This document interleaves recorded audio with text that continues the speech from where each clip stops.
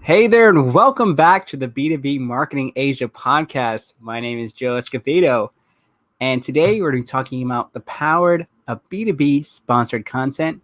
And my special guest today I want to introduce is, there she is, Shashwat Hello.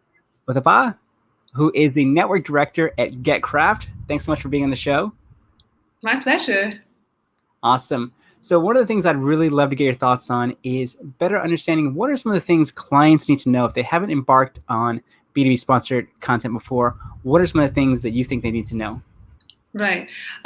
Firstly, I would say in terms of just sponsored content itself, first of all, like, would they want to really get into sponsored content? Because you have different ways to connect with your audience. And why would you choose sponsored content? Number one, things like unaided awareness. Is that something that they're looking at? Are they looking at brand recall? Are they looking at purchase intent? What are the three factors that they're most looking for in terms of, in terms of any sponsored content that they're doing?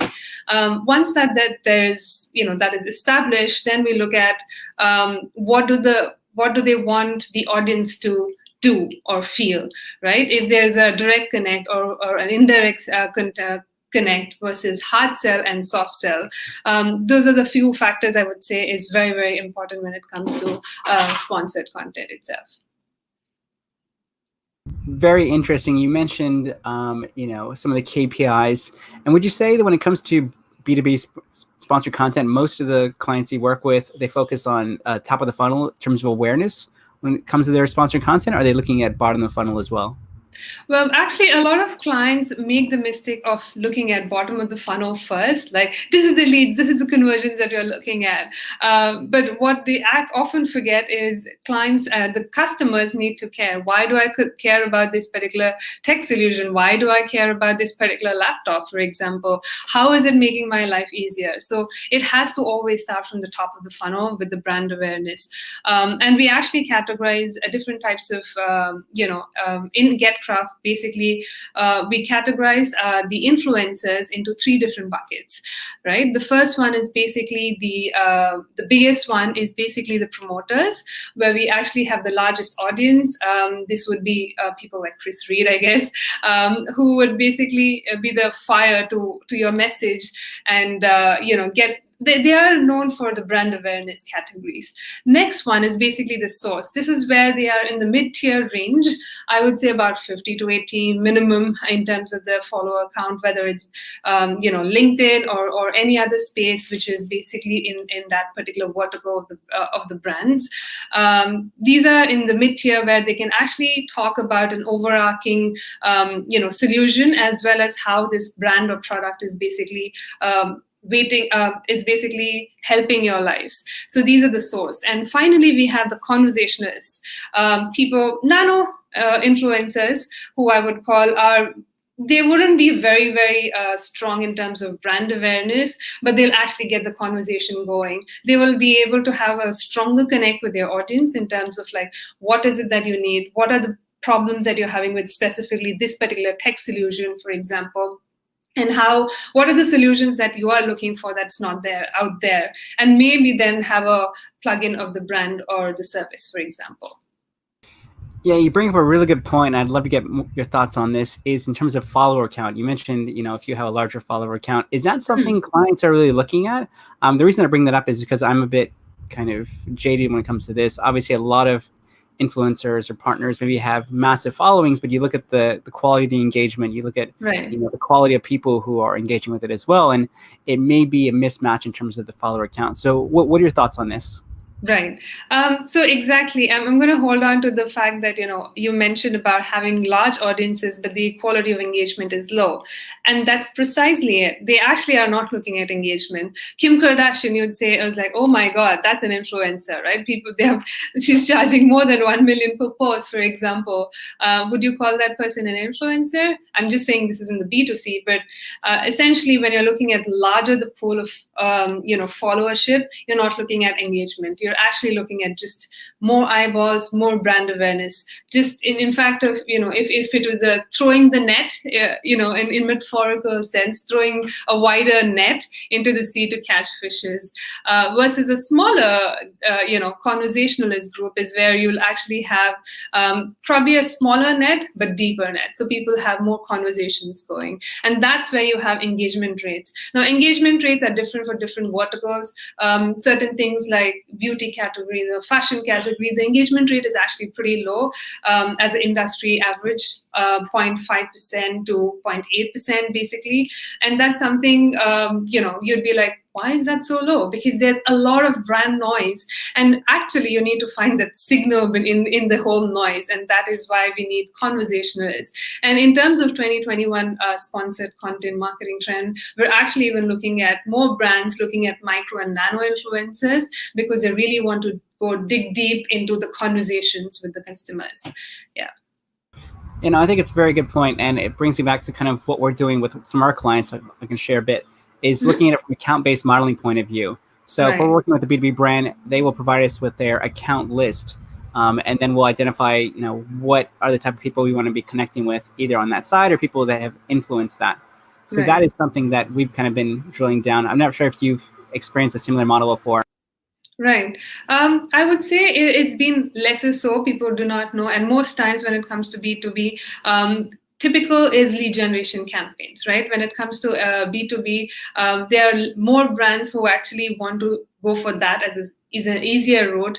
But the best part about B2B, influencer content is basically the content is actually created by the influencer itself, as well as they are providing the media, which is the eyeballs as well. So essentially, if you can see that they're coming up with the concept, they're coming up with the production, and they're also coming up with the media, the channels.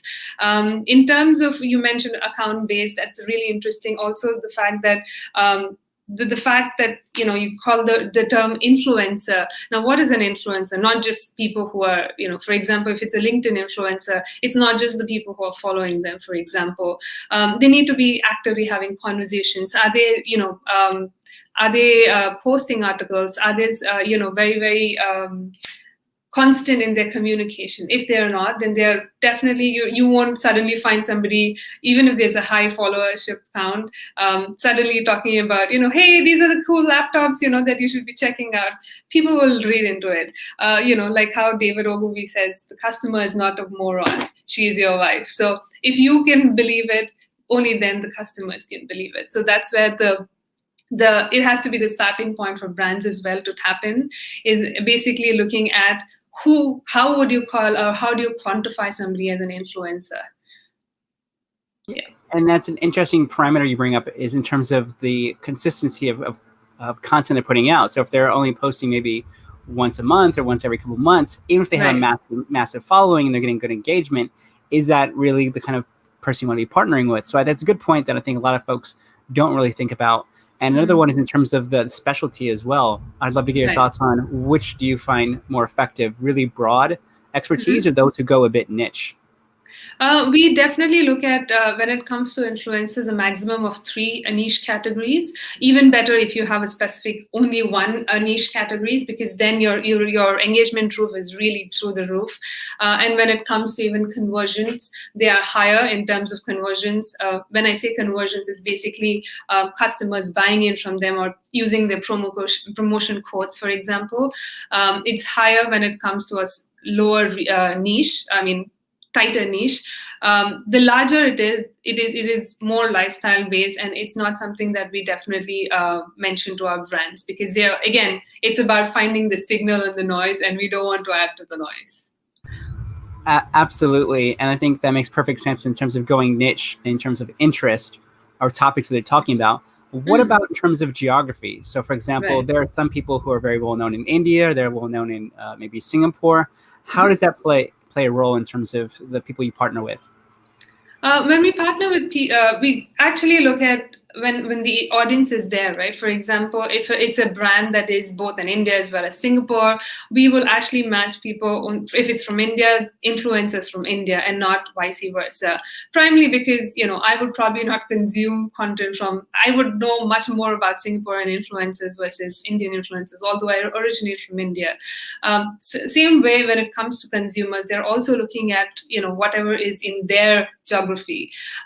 There might be influencers who might be having a spillover in terms of their audience, like demography data into 2-3 countries, and that's fine. But when we actually look at demographic data, we'll also see at least 40 to 60%. The highest amount is in the geography where the brand is. So that's how we work on it. I think that makes perfect sense. And when we look at kind of, our audience as well, I think a lot of them are based in Southeast Asia. We do have a large following in India as well, but I think it goes back to, because we are based in Singapore, it's just easier to talk about more Southeast Asia-centric topics, right? Because we're living it, where we used to be going around the region, not so much anymore, but at least we could have those conversations versus if we were able to tackle, say, maybe US or European. And I think that's one of the reasons that we made kind of this podcast a bit more focused on APAC and particularly Southeast Asia, is because that's, to your point, that's where we're located. And what are some of the common pitfalls and mistakes you see companies making when they're going to partner with sponsors for sponsored content? Right. Number one would be understanding the goals. What do you want from this campaign? What is an objective? You have not honed down into the what is the communication objective in the first place, and then you decide campaign. But that was not the way the project was laid out. And then what do you want in terms of the campaign itself? Do you want purchase intent? Do you want more people talking about this? And sometimes it's sell. When it's too much of a hard sell, we actually let clients know that it's not going to bode well authentically. And basically, we actually share. Okay, we look at all the influencers. What are the kind of conversations they've been having, and how do we tie the storyline? For example, somebody, you've been doing podcasts, for example, versus suddenly giving you a product which does not bode well into your lifestyle itself. It doesn't make sense. Because you have followership. Secondly, I would say, again, finding the influencers and finding, okay, this given me big eyeballs, but when it comes to engagement rate, not very much. That are known only for brand awareness. So that's something we flagged, definitely. There'll always be urgency, but again, that's something that we do on the fly and something we managed to master, the beauty in the chaos, like they say. And finally, in terms of metric system as well, what we do at GetCraft is also do a very strong campaign reporting, post-campaign reporting, just to understand what is it that we did right, what went wrong, what is the, what were the influencers that did the best. And most times we actually even share earned media value, additional earned media value as well. And basically a lot of brands, when we ask, what is it that you want from this campaign? And there'll be people who will just say, maybe likes. And that's when we need a lot more client education in terms of like, what are the metric systems that you should be looking at when it comes to the industry standard? Because this is an important piece of information that, you should be knowing, even if you're not working with us. So it's something that you should be expecting from the industry, whoever you work with or partner with. Yeah, you bring up a really good point, particularly in maybe companies who are not sophisticated when it comes to stuff like this. They may be asking for simply things like likes, which may not be the right metric for their organization. So you bring a good point in terms of educating them, helping them better understand what are the right objectives they should be working towards. Because to your point, you want to work backwards towards there, identify those, and then you have a much better strategy going forward. You bring up another really good point, which is, I guess, calling out the difference between hard selling and soft selling. In communications. So as a brand, how much do you want to give the partner you're working with in terms of messaging? Do you want to be very prescriptive? Do you want to just give them bullet points? Is it a collaborative thing? What do you generally recommend? Well, we actually share what the overarching creative idea is and what the communication objective is. That's the only top line storyline or the framework that we share. Beyond that, we can always we are very collaborative with the influencers in terms of how they want to weave the story. How do you weave that product or service into your storyline? Again, that's something that's a very collaborative process and something that we can say like, okay, maybe you can reword it this way, but at the end of the day, it's very important that our influencers feel that they know their brands really well, they know their audiences really well, and it's very important that when they send out that message, it needs to be boding really authentically. So we actually trust that process with the influencers, and basically we actually help in terms of like understanding what the client communication problem is and how do we use the influencers to alleviate that. Yeah, I can share from my experience. On the flip side, is a quote unquote influencer is Right. Sometimes brands will share kind of a list of key messages and say, okay, which one do you want to touch on? So, for example, Right. I was doing one with a company recently and had a couple different influencers they were working with. I was one of them, and then one took maybe one angle. I took another angle. So we were kind of ticking all the boxes, but it also went back to your point. Our style, our audience, and my style was very, very different from the people I was collaborating with. But I think it goes back to, like you said, giving people options and giving them the freedom to do it their way. Because I think that is a common thing I see on the other side as a influencer. Is maybe the organization is a bit too prescriptive in what they want you to do, and then once again, you mentioned it's a maybe misalignment in terms of what the audience is experiencing. And I think that's where the whole authentic marketing and sponsored stuff comes up. Absolutely. And it's something we also say that, look, if you're going to be really in terms of hard sell and in terms of very prescriptive, then maybe influencer marketing isn't for you. Maybe you want to look at a publisher play, for example, which is another form of sponsored content, right? But yeah, there you have a lot more control compared to an influencer marketing campaign. But again, going back to what is it that the client is okay to let go and how tightly they want to hold on to their fist, it's really up to them. But yeah, client education is number one, is key.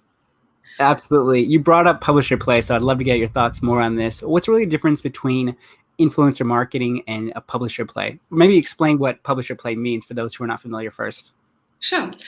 So publishers are basically, this is a form of native advertising where people will pay for an article or a newsletter insert or an EDM. And currently, a lot of publishers are also getting into video marketing as well, which is another trend that's happening in the native advertising space. But when it comes to publisher play, typically the lowest end of the scheme, I would say the starting point is basically sponsored article. Now, sponsored articles can be very high on unaided awareness, purchase intent, and basically brand recall as well. So that's very high in terms of a sponsored article. If you find the right publisher for your service or product, that can be really, really helpful. Again, this can be a hard sell or a soft sell, but the client has more control in understanding, in sharing what they want. And some of the publishers are more of collaborative process where they work with the clients and basically write the article. There will also be an SEO keyword insertion as well in terms of, okay, these are the kind of these are the long tail or short tail keywords that I would like people to, when people search, this is the article that comes up, and basically even have the product or service within it. And at the end of the day, at the end of the article, there'll always be some sort of a form or some way of actually tracking how many people have actually visited the page. Some publishers are okay with it, some publishers are not. At the end of 1 month, they actually share the statistics on how the viewership has been. Packages can include all the way from starting off with just the article, and then if you have a larger budget and seed it into like multiple articles in a month, or add it on with video marketing or EDM inserts, that'll actually be a very good promotion pack for the brands itself. again, if I have to say myself, I don't put all eggs in one basket. I would definitely say when it comes to clients, try to capitalize on multiple different things and see optimize your campaigns by trying a little bit of do an A/B testing and see what works. And actually, we'll help you with that in terms of reporting as well. So yeah, that's pretty much how we work with in terms of publisher play. Awesome. And you mentioned budgets. I know we can't give particular ones about particular publishers and things like that, but just in terms of broad ranges, so people better understand how much they can be investing in, say, a sponsored article versus on the upper end. Maybe you mentioned like a package like EDMs and stuff like that. What does the budget look like generally? Right. It depends on publishers and in terms of how much what their target audience, the reach is basically. It definitely ranges on the lower side. Starting price would be around 1,000 to 1,200 USD, and it can go all the way to 20,000 as well. And that's a package. And these are like the top publishers, I would say, Tech in Asia, E27 kinds, which will have larger packages. But then again, they actually have a very good editorial team who can actually make sure that your brand can be showcased in a really, really positive way, but also authentically communicated with their audience. Yeah, absolutely. Because I think that's a risk potentially for some publishers. If it gets, going back to your point, an influencer being too prescriptive. So if an article looks like it's a press release or a brochure, then obviously that's going to have a negative impact, even if it's something that's featured in a very high profile, high reach publication. So yeah, that might be something to consider for some brands. Yeah, absolutely. And something that even the publisher's editorial team will actually do prescribe that, this is not the right tone. And that's something that they hold very tightly. A lot of publishers have editorial teams that go through the content. Sometimes they write from scratch. Some of them are basically the client will share some proof points in terms of like, this is what the product features are in terms of communicating it. But at the end of the day, it's for them to wrap it up in a beautiful little bow and write it as authentically as possible in the tone of what the publisher uses. Yeah. Absolutely. Do you have any examples you're able to share just so people can get a better sense in terms of what this looks like for some brands, maybe some clients you've worked with or some brands you've seen in the market? For now, we actually do a lot of NDA, so I will not be able to share. I can definitely share some of them have been insurance brands, and working with them has been really, really interesting for sure. Again, I even play with insurance brands when it comes to activities and lifestyle, and also even more so now at the pandemic when the importance of insurance during the pandemic as well. So again, how do you market it? And even it's interesting. Do you play on fear, or do you play on being there and a trusted source, for example? That's something very interesting during this time. When what is the tone that editors are looking at? Yeah, absolutely. And we work with a few different insurance companies, so I might kind of dig a bit deeper into this one. I think one of the challenges that a lot of them face, particularly in this market, is differentiation. Because a lot of people, as consumers, they may perceive insurance financial services as a commodity. So they may perceive it as commodity, or they may not understand the differences if you look at products without speaking to someone. So on the surface level, it's like buying brand A versus brand B type of thing. So what are some ways in which, maybe financial service or insurance brands can leverage sponsored content? You mentioned kind of broadly, but if there are any, like, we don't have to name any companies, but any like specific things that have, you've seen work, I think that'd be helpful for some of the folks here. Right. When it comes to financial services, actually, what would I help other than publisher play would actually be using influencers who are really strongly financially literate. If I were the brand, I would actually engage in strong financial literate influencers, which is basically I would reach out to people who have businesses, both e-commerce and people with probably a lot more liabilities, in life, because it's very important then they have insurance and they're covered. Secondly, I would also have people, just the macro level influencers basically saying, look, I don't have to be special, and this is again trying to put different eggs in different baskets and optimizing campaigns and seeing what works. A would be financially literate influencers and business minded business influencers, basically entrepreneurs. Secondly would be people, angling it differently and communicating it differently, in terms of macro influencers, just showcasing how this product has helped them in terms of their life, or basically what instigated them, what was that one thought that you made you think that, okay, this is the reason why I bought insurance, for example. Personally, I would say from my side, I would never have thought of insurance as something that is required. I mean, it's a stupid thing to say, but until I had, a personal, like I had an accident, and that's when I thought, oh God, okay, this is why insurance is important, and I need to see each and every T and C's there. And sometimes people learn through their own mistakes, and this is something that you can actually share. Even influencers, when they share what is it the trigger point that made them buy the insurance, that actually helps people to say, holy shit, actually, I should have also considered this.